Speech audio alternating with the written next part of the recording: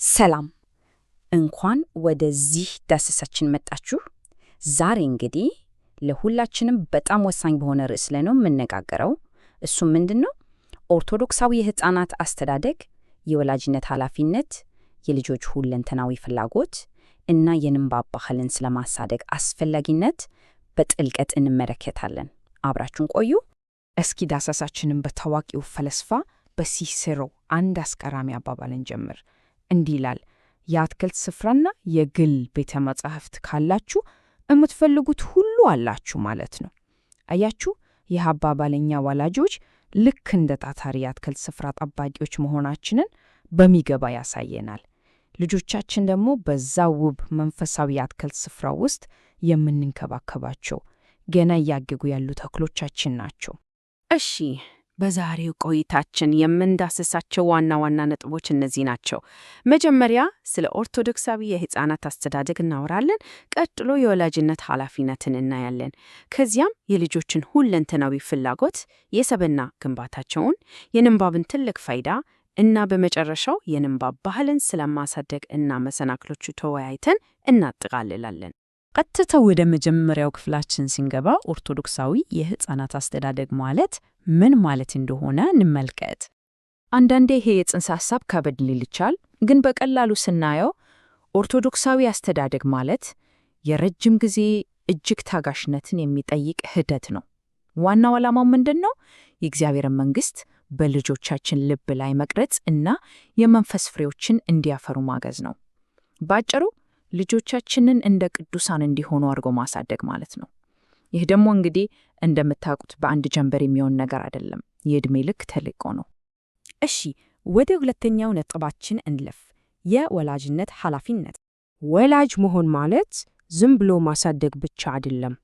ወላጅ ማለት እኮ ከእግዚአብሔር ልጆችን በአደራ የተቀበለ የቤተሰብ መሪ ነው። ልክ አንድ ራሱን የሰጠ አትክልተኛ ስስ የሆኑ ተክሎችን ዘወትር በጥንቃቄ እንደሚንከባከቡ ሁሉ ወላጅም ጽናት፣ ብርታት እና ማለቂያ የሌለው ትዕግስት ያስፈልገዋል። እና ደግሞ ይህ ኃላፊነት ጊዜው የሚያልፍበት ገደብ የለውም፣ የዕድሜ ልክ ድሪ ነው። ሦስተኛው ክፍላችን የልጆች ሁለንተናዊ ፍላጎት ላይ ያተኩራል። የልጆቻችን ፍላጎት እኮ አንድ ቦታ ላይ ቆሞ አይቀርም። እያደጉ ሲሄዱ ፍላጎቶቻቸውም አብረው ይለዋወጣሉ። በአንድ የእድገት ደረጃ ላይ ያሉበት ፍላጎት በሚቀጥለው ጊዜ ላይ ሰራ ይችላል። አያችሁ፣ ፍላጎቶቻቸው በሚገርም ሁኔታ በየጊዜው የሚያድጉና የሚሰፉ ናቸው። ታዲያ እነዚህን ፍላጎቶች በአራት ዋና ዋና ምሰሶች ከፍለን ማየት እንችላለን። መጀመሪያ አካላዊ ፍላጎት አለ። ይህም ምግብና መጠጥን ያካትታል። ሁለተኛው ማህበራዊ ነው። ልጆችን ማመስገን፣ ማዋራት እና ስሜታቸውን መረዳት። ሶስተኛው አእምሯዊ ፍላጎት ሲሆን አቅምን በሚገነቡ ጨዋታዎች ይሟላል። አራተኛውና ምናልባትም በጣም ወሳኙ ግን መንፈሳዊ ፍላጎታቸው ነው። ከእግዚአብሔርና ከመንፈስ ቅዱስ ጋር አላቸው ግንኙነት ልክ እንደ አካላዊ ምግብ እጅግ አስፈላጊና የሕይወት መሰረት ነው። አሁን ደግሞ ወደ አራተኛው ክፍል እንለፍ። የልጆች ሰብዕና ግንባታ። የልጆችን ባህሪ እና ሰብዕና የሚቀርጹ 5 ዋና ዋና ነገሮች አሉ።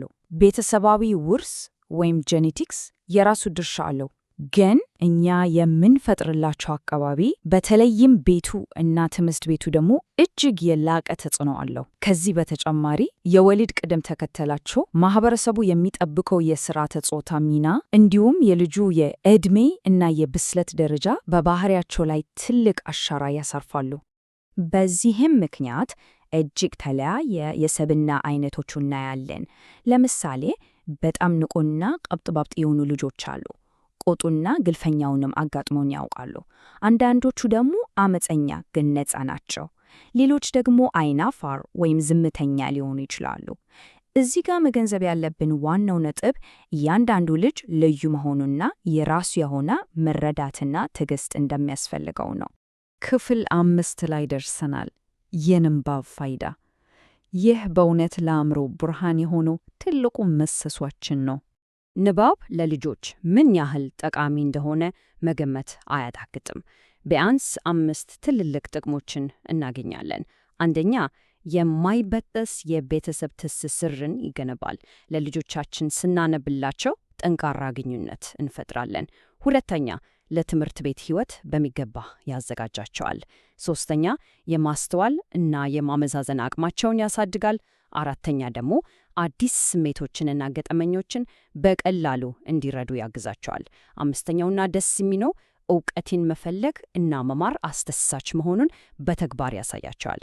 እስኪ አስቡት፣ አንድ ልጅ መጽሐፍትንን እንደ ቅርብ ጓደኛ አድርጎ ሲያደግ መማርን እንደ ከባድ ሸክም ሳይሆን እንደ አስናኝና አስደሳች የሕይወት አካል አድርጎ ነው የሚወስደው። አእምሯቸው በሰላም ያርፋል፣ አስተሳሰባቸውም እጅግ ይሰፋል። ይሄን አንድ አስገራሚ መረጃ ልንገራችሁ። በዓለማችን ላይ ያሉ የተለያዩ ሀገራት ለንባብ ያላቸውን ጊዜ ስንመለከት፣ ለምሳሌ ህንድ ውስጥ ሰዎች በሳምንት በአማካይ ወደ 11 ሰዓት ይጠጋ ለንባብ ያዋላሉ። ታይላንድ ከ9 ሰዓት በላይ፣ ቻይና ደግሞ 8 ሰዓት ያነባሉ። በእውነት ይህ መረጃ የራሳችንን የቤተሰብ ንባብ ባህል ከፍ እንድናደርግ ትልቅ መነሳሳትን ሊፈጥርልን ይገባል ብዬ አስባለሁ። አሁን ወደ መጨረሻው ወደ 6ኛው ክፍላችን እንሸጋገራለን። ንባብን እንዴት እናሳድግ? እንቅፋቶቹስ ምንድን ናቸው? ለልጆቻችን መጽሐፍትን ማቅረብ ማለት እኮ ልክ እንደ አዲስ ዓለም በርን መክፈት ማለት ነው። በተንቀሳቃሽ ቤተ መጻሕፍትም ይሁን በተመጣጣኝ ዋጋ በሚገኙ መጽሐፍት ንባብን በቀላሉ ተደራሽ ማድረግ ትውልድን ወደ ትልቅ የአእምሮ ብርሃን መጋበዝ ነው። ግን ደግሞ ይህን ጠንካራ የንባብ ባህል መገንባት በአንድ ወገን ጥረት ብቻ አይሳካም። 3 ዋነኛ ምሰሶዎች አሉት፤ ቤተሰብ፣ ቤተ ክርስቲያን እና ትምህርት ቤት።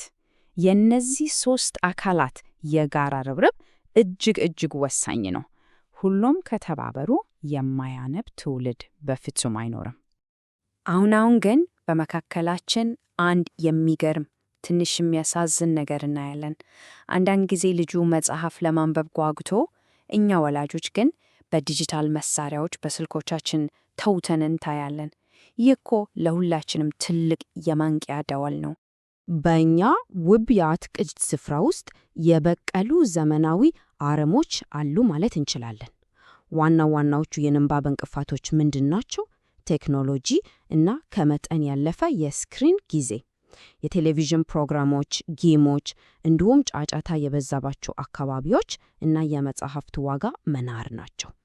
ከሁሉ በላይ የሚያሳስበው ግን የወላጆች ግንዛቤ ማነስ እና ለአእምሮ ምግብ ሳይሆን ለአካላዊ ቁስ ብቻ ትኩረት መስጠት ነው።